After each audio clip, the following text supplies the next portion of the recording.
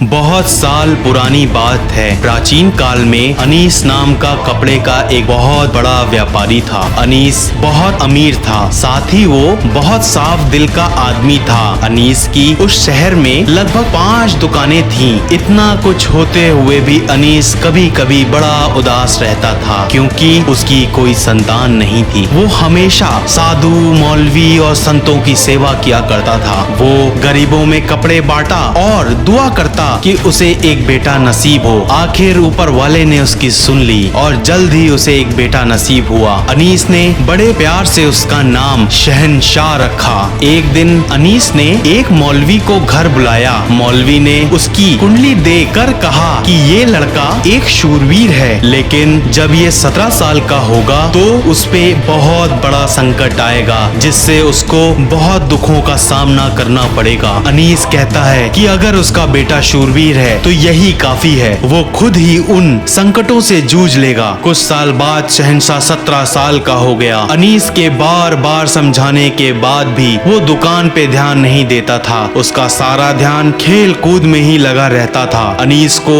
अपने बेटे की बहुत चिंता होती थी और उन्हीं चिंताओं ने उसे घेर लिया। उसी बीमारी में उसकी मौत हो गई। शहंशाह को व्यापार की कोई समझ नहीं थी और उसी वजह से उसका दिवाला निकल पड़ा और जल्द ही उसकी 5 दुकानें बिक गईं। अब उनके पास उनका बड़ा सा मकान ही बचा हुआ था, जिसमें वो और उसकी माँ रहती थी। एक दिन रात के समय वो सो रहा था तो एक वृद्ध सन्यासी उसके सपने में आया। उस सन्यासी ने बोला, शहंशाह उठो, तुम कल सुबह ही ईरान देश के लिए निकल जाना, वहाँ तुम्हारी किस्मत चमक जाएगी। और ये कह वो सन्यासी छू मंतर हो गया। शहंशाह नींद से जग गया और उसने वो बात अपनी माँ को बताई, लेकिन उसकी माँ उससे हंसते हुए बोली कि बेटा, सपने कभी सच नहीं होते, तो उन पे विश्वास कैसे किया जाए। लेकिन शहंशाह बोला कि उसे ये सब सच लग रहा है और वो कहता है जो सन्यासी उसके सपने में आए थे वो बड़े शक्तिशाली लग रहे थे और उसे लगता है कि उसे ईरान देश जरूर जाना चाहिए। और इस तरह शहंशाह अपनी माँ की बात ना सुनकर ईरान देश आ पहुँचा। बड़ी दूर की यात्रा करने के बाद वो थक गया था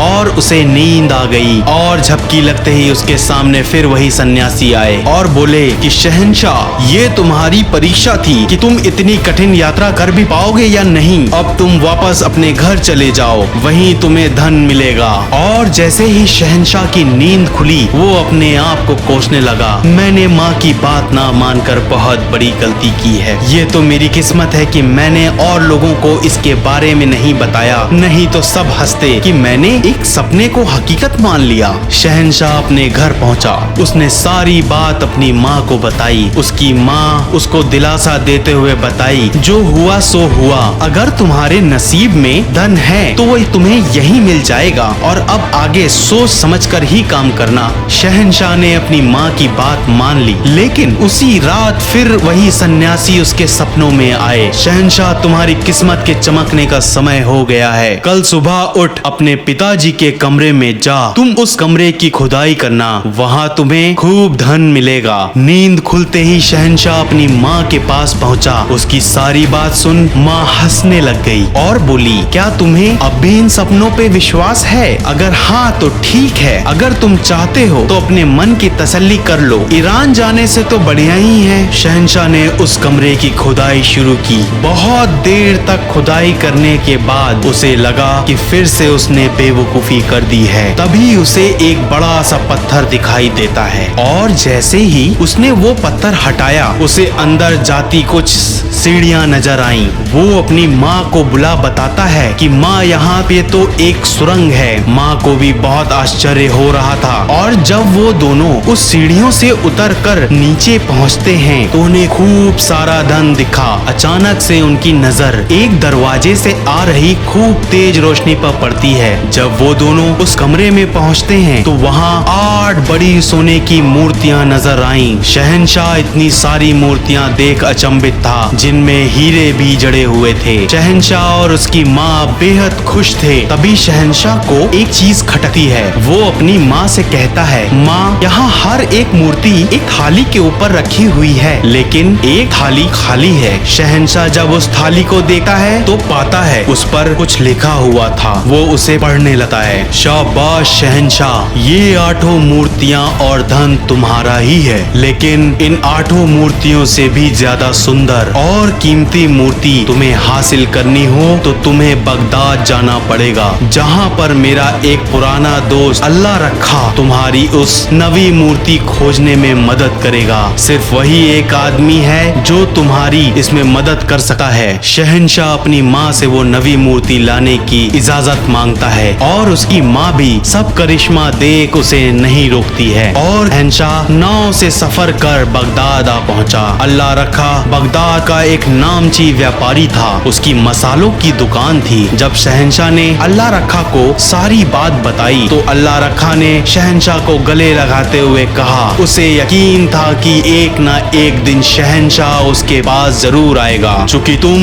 एक होनहार और काबिल लड़के हो और इसलिए वो उसकी नवी मूर्ति ढूंढने में जरूर मदद करेगा। और वो उससे कहता है कि कल ही वो लोग मूर्ति की खोज में निकल जाएंगे। दूसरे दिन वो दोनों ऊँटों पे सामान लाद निकल पड़ते हैं। शहर से थोड़ी दूर जाते ही उन्हें एक जंगल दिखाई पड़ा। अल्लाह रखा बोलता है कि यहाँ से उन लोगों को पैदल ही जाना पड़ेगा। ऊँटों को वहीं छोड़ वो दोनों जंगल के अंदर घुस गए। जंगल बड़ा ही डरावना था। कुछ दूर अंदर जा उन्हें एक गुफा नजर आई। अल्लाह रखा बोलता है कि अब उन्हें इस गुफा के अंदर जाना होगा और वो अपनी मशाल जला गुफा के भीतर बढ़ गए। गुफा पार कर उन्होंने एक तालाब देखा। उस तालाब के किनारे एक नाव बंधी हुई थी। अल्लाह रखा शहंशाह से कहता है कि जब तक हम लोग इस तालाब को नाव में बैठकर पार नहीं कर लेते तब तक अपने मुंह से एक भी शब्द मत निकालना, क्योंकि इस तालाब में प्रेत रहते हैं। अगर तुमने कोई भी आवाज की तो वो तुम्हें खा जाएंगे। और इस तरह वो आगे बढ़ चले। तभी उन लोगों को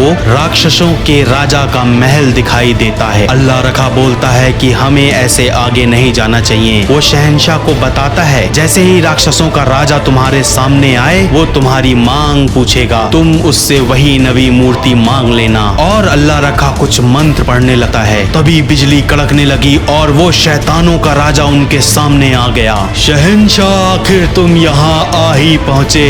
मैं ही वो सन्यासी था जो तुम्हारे सपनों में आया करता था। मैंने ही तुम्हारे पिता की भी मदद की थी और तुम्हारी भी मदद करना चाहूंगा, लेकिन तुम्हें इसके बदले में मेरा भी एक काम करना पड़ेगा। शहंशाह खुशी खुशी बोला, जी हजूर, मैं जरूर करूंगा, बस आप मुझे वो नवी मूर्ति दिलवा दीजिए। हाँ, क्यों नहीं, लेकिन उसके बदले में तुम्हें मेरे लिए एक बेहद खूबसूरत लड़की लानी पड़ेगी जिससे मैं शादी कर सकूं। लेकिन याद रखना, वो लड़की ना सिर्फ खूबसूरत हो बल्कि दयालु, ईमानदार और सच्ची भी होनी चाहिए। हुजूर, मैं वो लड़की तो ढूंढ सकता हूँ जो बेहद खूबसूरत हो, पर उसके दूसरे गुण मैं कैसे जान पाऊंगा? तुम चिंता मत करो, मैं तुम्हें एक जादुई आईना देता हूँ और जिस लड़की की झलक पा वो आईना हंसने लगे, तुम समझ जाना कि वो लड़की खूबसूरत होने के साथ साथ निष्कपट, दयालु, सच्ची भी है। तुम उस लड़की को मेरे पास ले आना और हाँ, इसमें कोई गलती ना करना, वरना मैं तुम्हारा सारा दिया हुआ धन छीन लूंगा।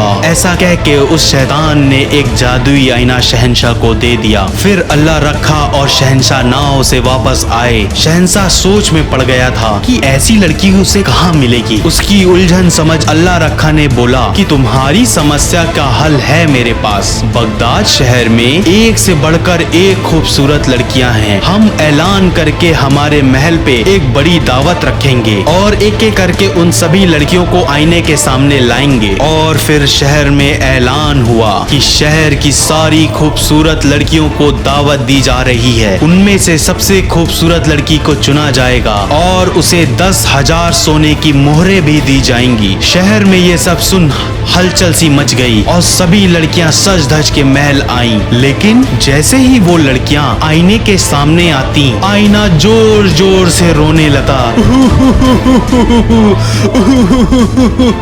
लड़कियां वहां से शर्मा के और घबरा के मायूस हो लौट जाती हैं। शहंशाह को लग रहा था कि ये आईना तो सिर्फ रोए ही जा रहा है। तभी अचानक से एक दिन आईने से हंसने की आवाज आ रही थी।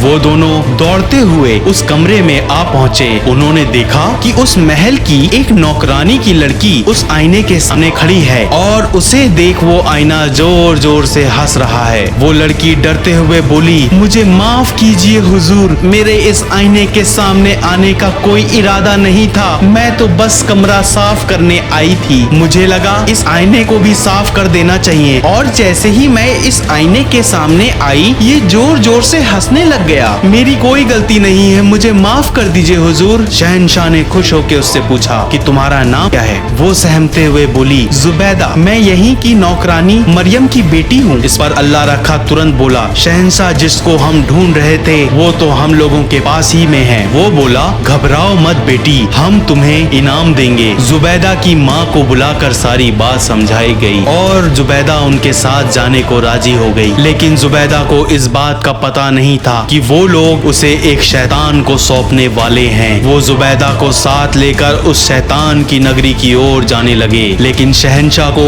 ये बात बिल्कुल भी अच्छी नहीं लग रही थी कि वो एक लड़की को अपने मतलब के लिए एक शैतान को सौंपने जा रहा है। अल्लाह रखा ने उससे पूछा कि बेटा क्या बात है, तुम परेशान क्यों हो? इस पर शहंशाह ने बोला, चचा जान, ये लड़की बड़ी ही भोली है, क्या उसको एक राक्षस को सौंपना ठीक रहेगा? शहंशाह, वो हमारी गुलाम है और हम उसे जरूर बेच सकते हैं, लेकिन अपने मतलब के लिए मैं इस लड़की की बलि क्यों दूं? जिस पर अल्लाह रखा बोलता है, क्योंकि तुमने ऐसा ही वादा शैतान से किया है और वचन निभाओ, नहीं तो वो राक्षस तुम्हारा सर्वनाश कर देगा। शहंशाह को ये बात सहन ना हो पा रही थी और वो एकदम मायूस हो जाता है। और जब जुबैदा को ये सब बात पता चलती है तो वो शहंशाह को समझाती है कि इसमें उन लोगों की कोई गलती नहीं है और वो खुद उस राक्षस से शादी करने को तैयार है। लेकिन पूरे रास्ते शहंशाह बेहद दुखी था और थोड़ी समय में वो लोग राक्षस के महल के पास आ पहुँचे। अल्लाह रखा ने मंत्र पढ़ा और राक्षस प्रकट हो गया। वो शैतान शहंशाह से बोला कि तुमने अपना वचन पूरा किया है, मैं तुमसे बहुत खुश हूँ। मैंने तुम्हारी सारी परीक्षा ले ली, अब तुम अपने घर चले जाओ, तुम्हें वो नवी बेहद कीमती बहुमूल्य मूर्ति मिल जाएगी। शहंशाह ने जुबैदा को उस राक्षस को सौंप दिया। लेकिन शहंशाह बहुत मायूस हो घर लौटा और जब वो घर पहुंचा वो अपनी माँ के सामने फूट फूट रोने लगा। उसने अपनी माँ को सारी बात बताई। उसकी माँ ने उससे पूछा कि क्या वो जुबैदा से प्यार करने लगा था जो कि एक गुलाम के लिए वो रो रहा है? जिस पे शहंशाह ने कहा, हाँ माँ, वो बड़ी ही नेक और मन की सच्ची लड़की थी। उसकी माँ उसे समझाती है, बेटा जो होता है अच्छे के लिए होता है, लेकिन ये बताओ कि उस राक्षस ने कहा था कि नवी मूर्ति हमें मिल जाएगी, चलो हम नीचे चल के उसे देख लेते हैं, आखिर उस शैतान ने अपना वचन निभाया भी है कि नहीं। अगर उसने अपना वचन निभाया होगा तो हम वो नवी मूर्ति उसे वापस कर देंगे और उसके बदले में मैं तुम्हारे लिए वापस जुबैदा ले आऊंगी। शहंशाह को ये बात बहुत पसंद आई। वो दोनों नीचे उस कमरे में पहुँचे।